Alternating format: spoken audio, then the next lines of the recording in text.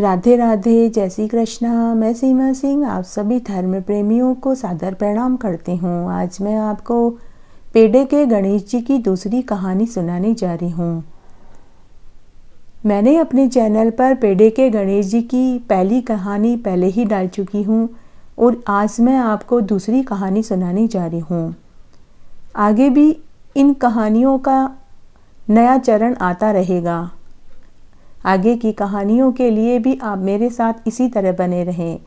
धन्यवाद। एक गांव में एक विधवा महिला अपने बेटे के साथ रहती थी।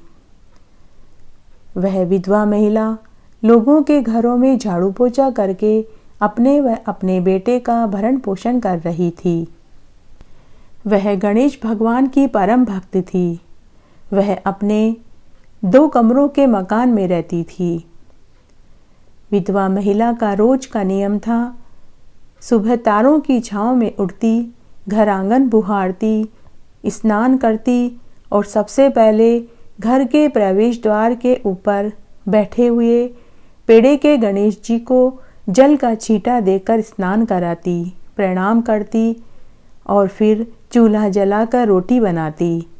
पहली रोटी बनते ही चूल्हे में से अंगीरा निकालकर घी, गुड़ और रोटी का अंगीरे के ऊपर गणेश जी के नाम का भोग लगाती थी। यह उसका रोज का नियम था।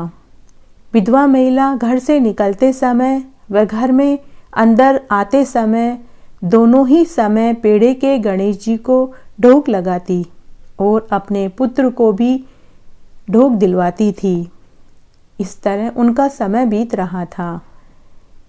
जब उसका पुत्र शादी लायक हुआ और वह भी नौकरी करने लगा तो उसने झाड़ू पोछा करना बंद कर दिया, क्योंकि उसके बेटे ने अपनी माँ से कहा कि माँ अब मुझे नौकरी लग गई है, अब आप लोगों के घरों में झाड़ू पोछा करना बंद कर दीजिए।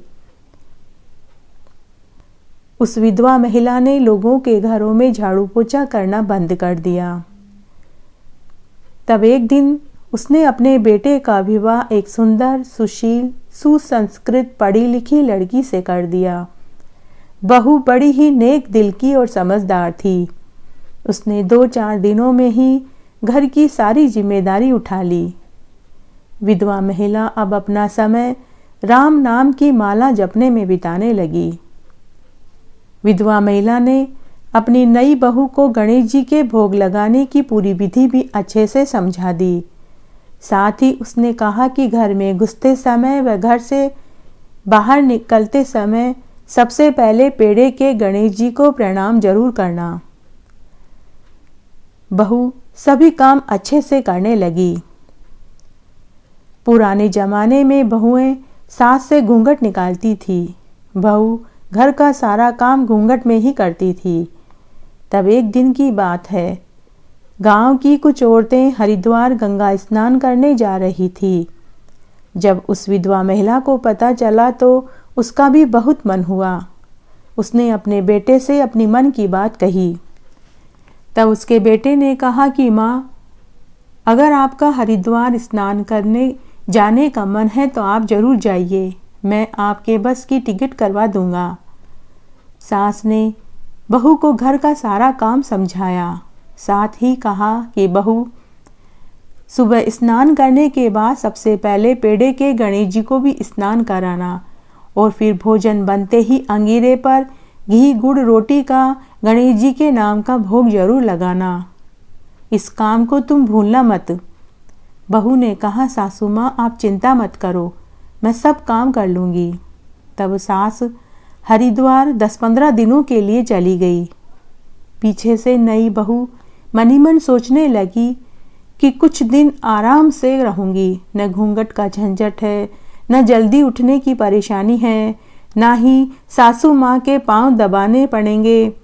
कुछ दिन मैं अपनी मनमर्जी से रहूंगी। अब बहू देर तक सोती रहती, 10 बजे उठती, 12 बजे तक स्नान करके भोजन बनाती, उसके बाद ही वह पेड़े के गणेश जी को स्नान कराती और भोग लगाती। तब गणेश भगवान नई बहू को देखकर हंसने लगे। नई बहू को गणेश भगवान का इस तरह से उसके ऊपर हंसना अच्छा नहीं लगा। नई बहू जब भी घर से बाहर निकलती या घर के अंदर आती तो पेड़े के गणेश जी उसकी तरफ देखकर उसके ऊपर हंसते। 2-3 दिन तक तो नई बहू ने बर्दाश्त किया। उसने अपने मन की बात अपने पति को नहीं बताई। तब एक दिन वह अपने पड़ोस में एक बुढ़िया के पास गई और उसने अपने मन की बात उस बुढ़िया को बताई और कहा कि अरे ताई माँ, हमारे पेड़े के गणेश जी मुझे देखकर हंसते हैं। मुझे तनिक भी अच्छा नहीं लगता। क्या आप कुछ दिनों के लिए हमारे पेड़े के गणेश जी को अपने घर रख लेंगी? जब मेरी सास आ जाएगी तब मैं उन्हें ले जाऊंगी। तो पड़ोस की बुढ़िया बोली कि अरे बहू, अरे मेरे घर में भी छोटी मोटी बहुएं हैं, बहन बेटियां हैं। अगर वो मेरी बहू बेटियों के ऊपर इस तरह से देखकर हंसेंगे तो हमें भी कहाँ अच्छा लगेगा। न बहू न, मैं उन्हें अपने घर नहीं लाऊंगी।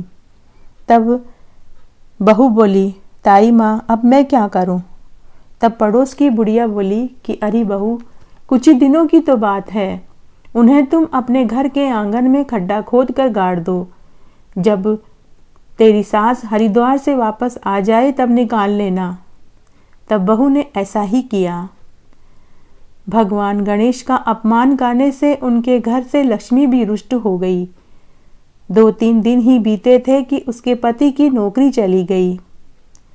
उनके ऊपर एक पुराना कोर्ट केस चल रहा था। उसमें उनकी हार हो गई। उसके पति को पुलिस पकड़ कर ले गई। घर में जो रुपया पैसा जेवर बर्तन थे चोर चुरा कर ले गए। बहू की हालत बड़ी ही दयनीय हो गई। उसे तो रोज पड़ोस से मांगकर खाना पड़ रहा था। कभी वह किसी पड़ोसन से मांगकर खाती तो कभी किसी से। इस तरह उसके बहुत बुरे दिन बीत रहे थे। 10-15 दिन बाद जब विधवा महिला हरिद्वार से गांव वापस आई तो गांव में घुसते ही कुछ औरतों ने विधवा महिला को पूरी बात बताई कि अरे बहन, तेरा बेटा जेल में है। घर में रुपया पैसा जेवर जो कुछ था चोर चुरा कर ले गए। तेरे बेटे की नौकरी भी जाती रही। तेरी बहू तो लोगों से मांग मांग कर खा रही है। जब विधवा महिला ने सुना तो वह जल्दी जल्दी में घर आई। घर में घुसते ही उसकी नज़र सबसे पहले पेड़े के गणेश जी के ऊपर पड़ी। वहां उसे गणेश जी दिखाई नहीं दिए। उसने अपनी बहू को आवाज़ लगाई कि बहू, हमारे पेड़े के गणेश जी कहाँ हैं? सास ने देखा कि बहू के बाल बिखरे हुए, साड़ी फटी हुई, मलिन हालत हो रखी थी। बहू को अपनी सास के ऊपर बहुत गुस्सा आया। उसने कहा, सासू माँ, आपको अपने पेड़े के गणेश जी की चिंता सता रही है। आपने यह नहीं पूछा कि मेरी व आपके बेटे की क्या हाल है? बेटा कहाँ है? आपका बेटा जेल में क्यों गया? उनकी नौकरी क्यों छूट गई? आपने यह सब नहीं पूछा और आपको तो अपने गणेश जी की चिंता सता रही है। सास बहू से बोली कि बहू, जिनकी दया से यह घर चल रहा है, जिनकी दया से मेरे बेटा है, मैं हूँ और तू है, मुझे तो उनकी ही चिंता सबसे पहले होगी। तू सबसे पहले बता, मेरे पेड़े के गणेश जी कहाँ हैं? क्योंकि जो कुछ भी अपशकुन हो रहा है वो इसीलिए हो रहा है। तब बहू डरती हुई और शर्मिंदा होते हुए उसने पूरी बात अपनी सास को बताई। तब सास ने आंगन खोदकर पेड़े के गणेश जी को बाहर निकाला, पंचामृत से स्नान कराया, सिंदूर और घी का लेप लगाया। फिर पेड़े पर गणेश जी को बैठाया, अंगीरे पर गुड़ घी रोटी का भोग लगाया और अपनी बहू की गलती की भगवान से क्षमा मांगी। अभी वह पूजा कर ही रही थी कि दरवाजे पर उसे उसके बेटे की आवाज़ सुनाई दी।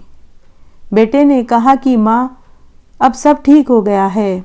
हमारे कोर्ट केस में हम जीत गए हैं। पुलिस ने मुझे छोड़ दिया है। तभी एक कर्मचारी उनके घर आया और उस विधवा के बेटे से बोला कि साहब ने आपको नौकरी पर पुनः बुलाया है। एक के बाद एक उन्हें दो दो खुशखबरियां सुनने को मिली। उसकी बहू को तो विश्वास ही नहीं हो रहा था। उसने अपनी सास के चरण पकड़ लिए। तब सास ने अपने बेटा बहू से कहा कि पेड़े के गणेश जी हमारे घर के कर्ता धर्ता हैं, उनको कभी मत भूलना, रोज उन्हें स्नान कराना और भोग लगाना। अगर तुम ऐसा करोगे तो कभी भी घर पर कोई विपत्ति नहीं आएगी। माता लक्ष्मी का निवास उसी घर में होता है जहाँ पर पेड़े के गणेश जी की पूजा होती है। जय हो गणेश जी भगवान की, जय हो लक्ष्मी मैया की। इस तरह आज मैंने आपको पेड़े के गणेश जी की एक दूसरी कहानी सुनाई। आशा करती हूँ यह आपको जरूर पसंद आएगी। मेरे साथ बने रहने के लिए आपका धन्यवाद। आगे की कथा कहानी के लिए भी आप इसी तरह मेरे साथ बने रहें। धन्यवाद।